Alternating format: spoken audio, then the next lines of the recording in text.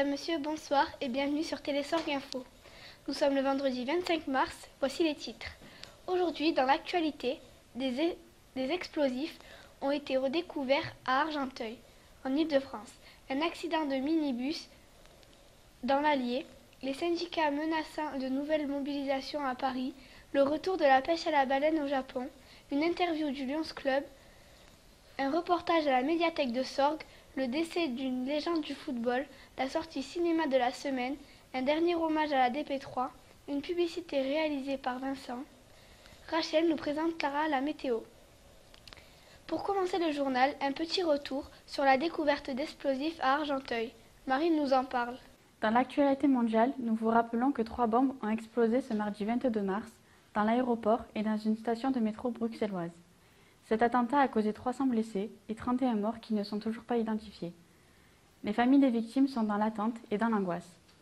Le secrétaire d'État américain John Kerry est attendu aujourd'hui à Bruxelles pour apporter son soutien dans la lutte contre le terrorisme. L'enquête sur l'attentat a mené à 6 interpellations dans la nuit de jeudi à vendredi. 2 djihadistes sont toujours recherchés. En France, un homme qui était condamné et recherché depuis les attentats du 13 novembre a été arrêté mardi, ce qui a conduit les policiers hier soir dans un appartement à Argenteuil, en Île-de-France, où des explosifs ont été retrouvés. Le ministre de l'Intérieur a déclaré qu'il n'y avait aucun rapport avec les attentats de Bruxelles, mais qu'il s'en préparait peut-être un en France. Merci beaucoup Marine. Vous allez maintenant nous parler de l'accident de minibus dans l'Allier. 12 Portugais sont décédés dans la nuit du jeudi au vendredi dans un accident de la route. Leur minibus, parti de la Suisse pour rejoindre le Portugal, a croisé un poids lourd sur une route dangereuse de l'Allier. Nous attendons plus d'informations sur les circonstances exactes de cet accident. Merci beaucoup Marine pour ces informations. Maintenant, il est temps de passer aux lois du travail avec Marion qui nous présente son sujet, la menace de nouvelles mobilisations par le syndicat à Paris. 7 syndicats ont fortement conseillé ce jeudi au gouvernement de prendre en compte le mouvement de protestation contre la loi du travail. La forte mobilisation à Paris a montré la détermination des opposants face à cette loi.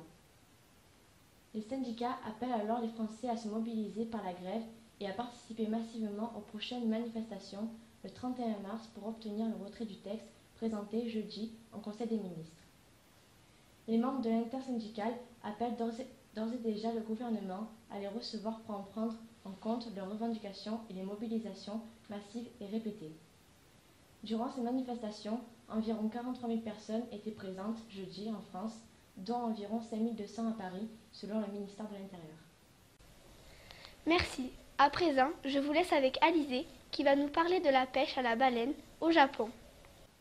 L'abattage de 333 baleines au Japon a été jugé abominable par l'Australie ce vendredi 25 mars.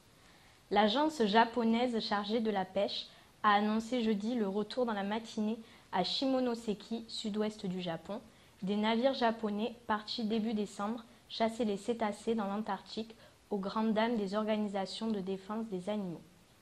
L'Australie pense que cette pêche a des fins commerciales et que les baleines se retrouvent dans les assiettes des Japonais.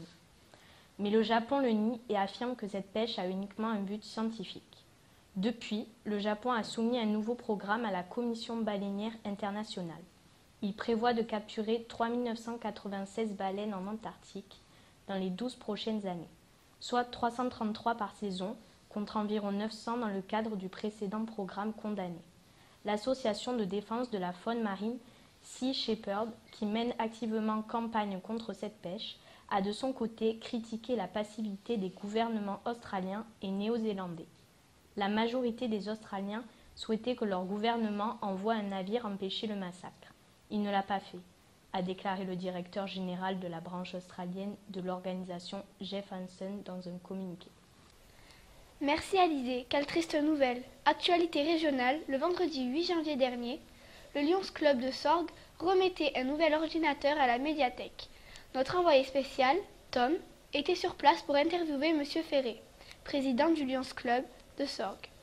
Bonjour, nous sommes aujourd'hui à la médiathèque de Sorgues pour la remise officielle de l'ordinateur Macintosh à la médiathèque par M. le maire, pour l'achat duquel le Lions Club a généreusement participé. Alors, premièrement, bonjour M. Ferré. Pourriez-vous, s'il vous plaît, aujourd'hui présenter à nos téléspectateurs le Lions Club? Voilà, donc le Lions Club a été créé par un Américain qui s'appelle Melvin Jones en 1917. Donc nous approchons bientôt le centenaire, dans 2 ans, enfin dans moins de 2 ans maintenant.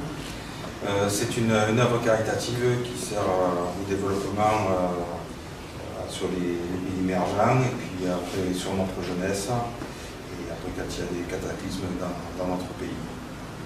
Pourquoi avez-vous fait le choix de vous investir dans le Lions Club? C'est pour... j'avais depuis que j'étais enfant envie d'aider les autres et j'ai trouvé, en rentrant dans le lyonisme, j'ai trouvé cette vocation à mon goût. D'accord. Quelles sont les actions menées dans le Vaucluse? Alors plus précisément, actuellement les clubs font des actions surtout au niveau de la cité, c'est-à-dire aider les jeunes au niveau de la cité, les personnes âgées, et un peu tous les problèmes qu'on peut rencontrer par rapport au social.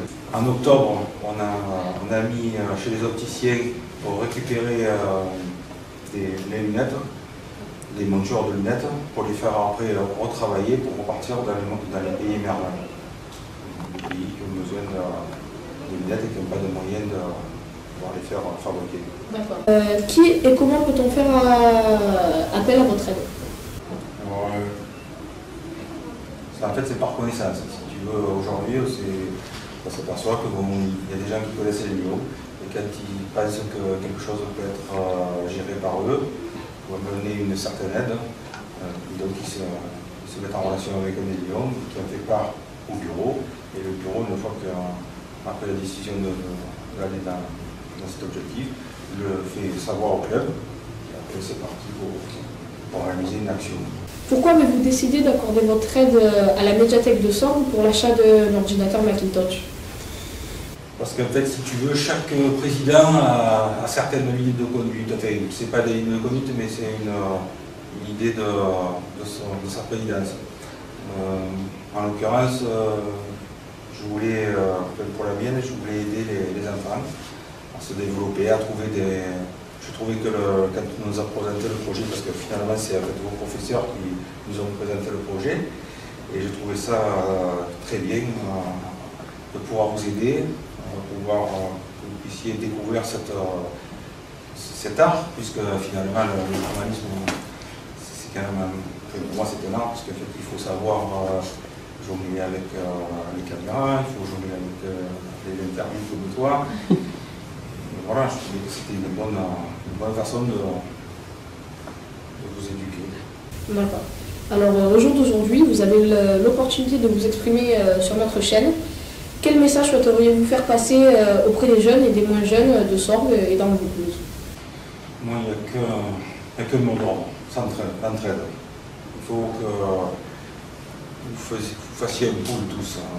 Vous accordiez du temps les uns aux autres et essayez de tirer les gens qui sont vers le bas et les remonter à votre niveau. Si vous voyez que dans votre classe, vous avez des gens qui sont plus ou moins pas en retard, mais qui ont des difficultés, les aider.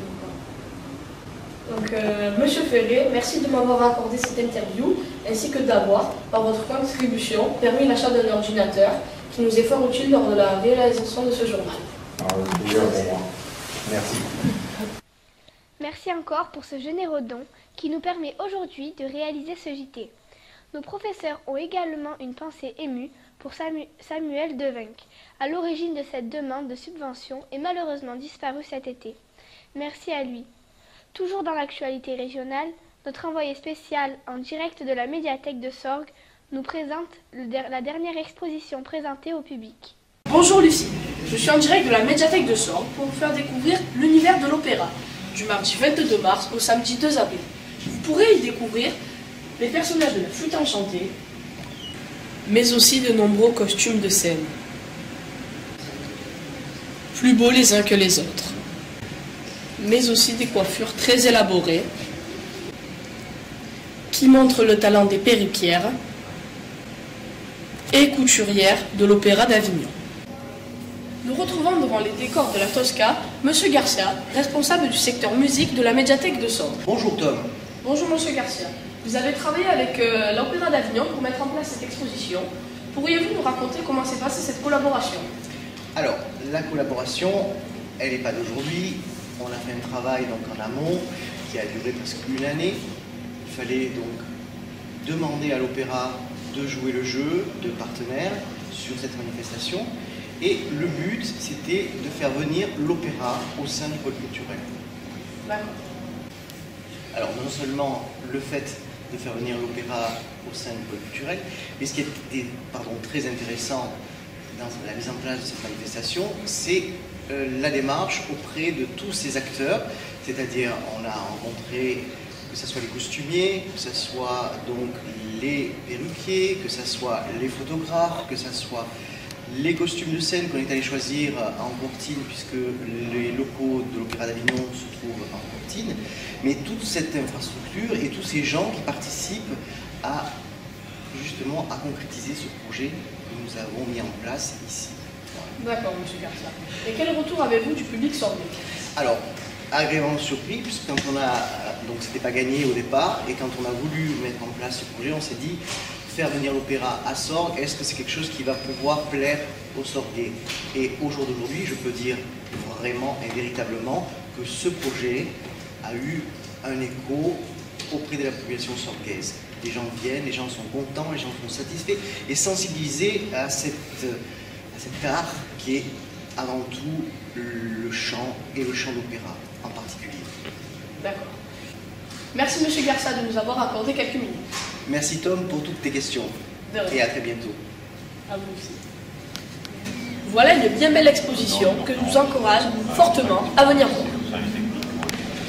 Une idée de sortie pour ce soir également, un concert exceptionnel du chœur de l'Opéra du Grand Avignon qui interprétera des extraits de quelques-uns des plus beaux chœurs d'opéra comme Carmen, La Traviata et bien d'autres. C'est donc en musique que je vous rends l'antenne. À vous Lucie. Vive sol quel cuore all'amor mio.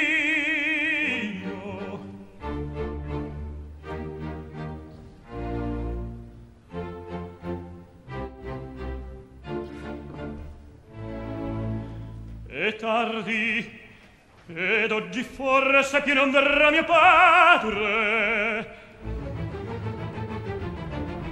Merci Tom pour ces bonnes idées de sortie.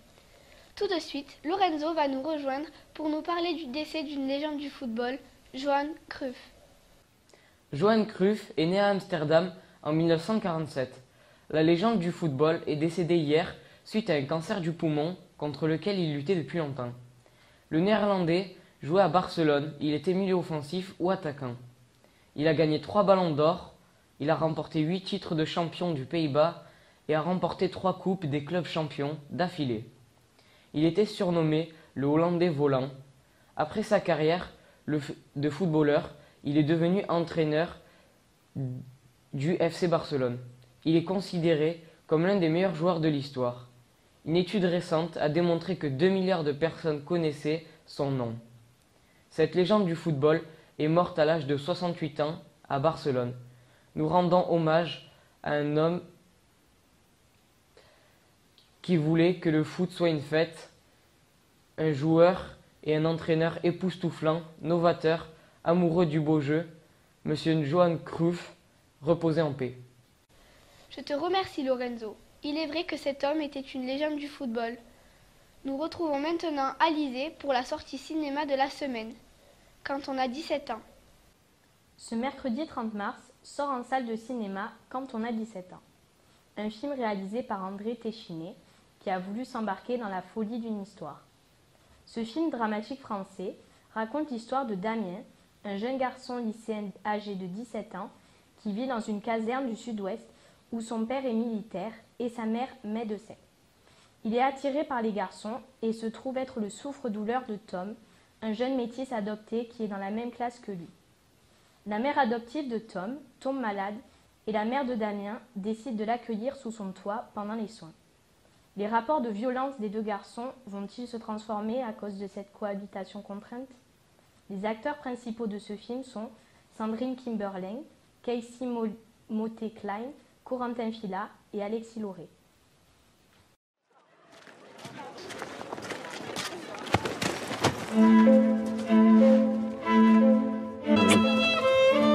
ta journée? Ouais. Tu le connais, Thomas? J'ai un fils adopté. Il est beau.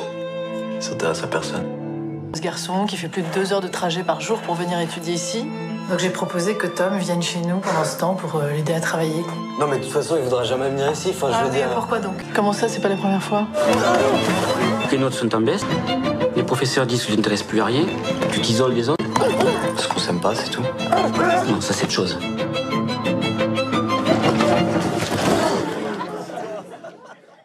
Mais il paraît que tu t'es pas défendu.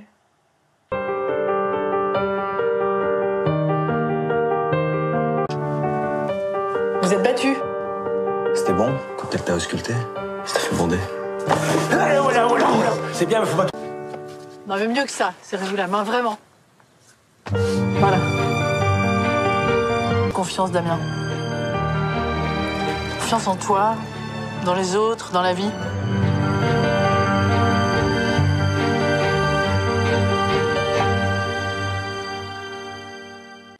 Merci encore Alizé. Nous allons profiter de ce dernier JT, réalisé par l'option DP3 du Collège de Diderot, pour remercier de façon collective et de la part de tous les DP3 d'aujourd'hui et d'hier, toutes les organisations professionnelles et les lieux de formation qui nous ont reçus pendant 9 ans. Ils sont nombreux, plus d'une centaine, dans des secteurs d'activité très différents. Nous les avons regroupés dans des mosaïques d'images. Ils sont sur Sorgues, Avignon, parfois plus éloignés, sur Marseille, sur Nice, mais aussi sur Ajaccio, Toulouse, Paris et bientôt Lyon et Poitiers. Et oui, on voyage beaucoup en DP3. Mais on réalise aussi plein de projets.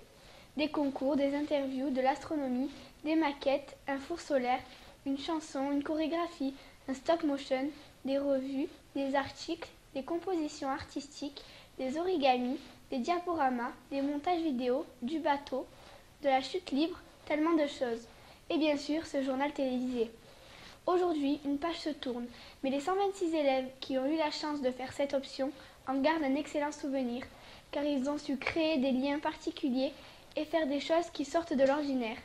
Et maintenant, une page de publicité, car il faut bien financer nos projets, même si de généreux donateurs tels que le Lions Club ont bien voulu nous soutenir financièrement cette année.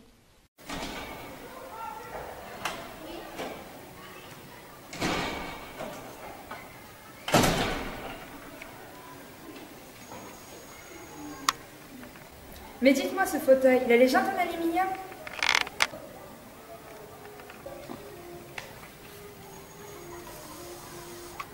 Ah oui, il l'a. Mais il n'a pas le système de freinage ABS automatique?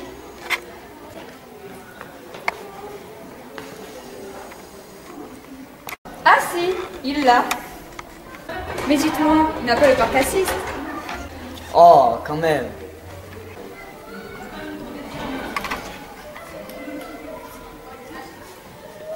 Sans les mains.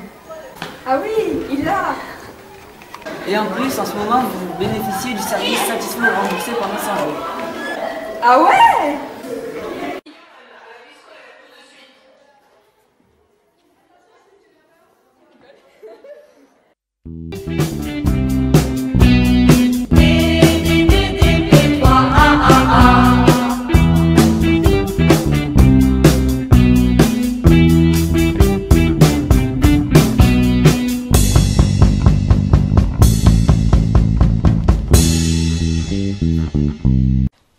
Vous l'aurez compris, cette parodie de publicité était en fait notre page humour. Nous retrouvons Rachel pour la météo de demain. Bonjour à tous. Après ces quelques jours assez frais, le beau temps revient dans le sud de la France, mais quelques averses sont attendues en Bretagne et dans le nord-ouest de la France. Quant aux températures, le matin, il fera 10 degrés à Paris ainsi qu'à Lille. Un temps plus chaud est attendu dans le sud, les températures allant jusqu'à 14 et même 15 en Corse. Cet après-midi, le soleil gagnera du terrain allant de Bayonne jusqu'à Strasbourg. Tandis qu'en Bretagne, les averses seront toujours présentes. Les températures augmenteront dans toute la France, 21 degrés au maximum pour les Bordelais et le minimum pour Reims, 13 degrés. Demain, le soleil se lèvera à 6h32 et se couchera à 19h. Nous aurons gagné 4 minutes et nous fêterons les Larissa. N'oubliez pas le changement d'heure. Dans la nuit de samedi à dimanche, nous gagnerons 1 heure. C'était la météo de Télésorg Info. Merci de nous avoir suivis et bon week-end. Pour terminer ce journal, nous souhaitons remercier l'équipe de la médiathèque pour nous avoir aidés à réaliser ce journal. Et merci à Morgane à la régie. À présent, nous tenons à rendre hommage aux victimes des attentats de Bruxelles en chanson. Imagine there no even. It's easy if you try.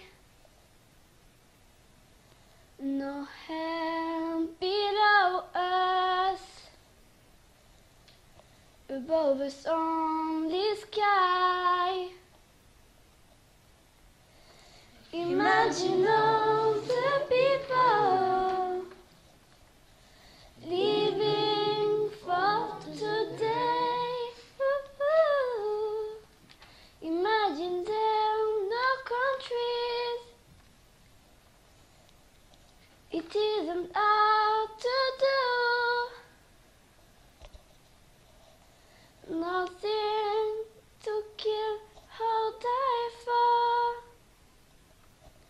And no religion too. Imagine all the people living life in peace. You may say I'm a dreamer, but I'm the only one. I hope somebody will join us, and the world will be our son. Imagine no possession. I wonder if you can. No need for greed or anger. A brotherhood of men. Imagine all the people sharing all the world. You may say I'm a dreamer, but I'm not the only one. I hope somebody will join us, and the world be last one. C'était le journal TSI, présenté par les élèves de DP3 du collège Denis Diderot. Merci de nous avoir suivis et passez un bon week-end.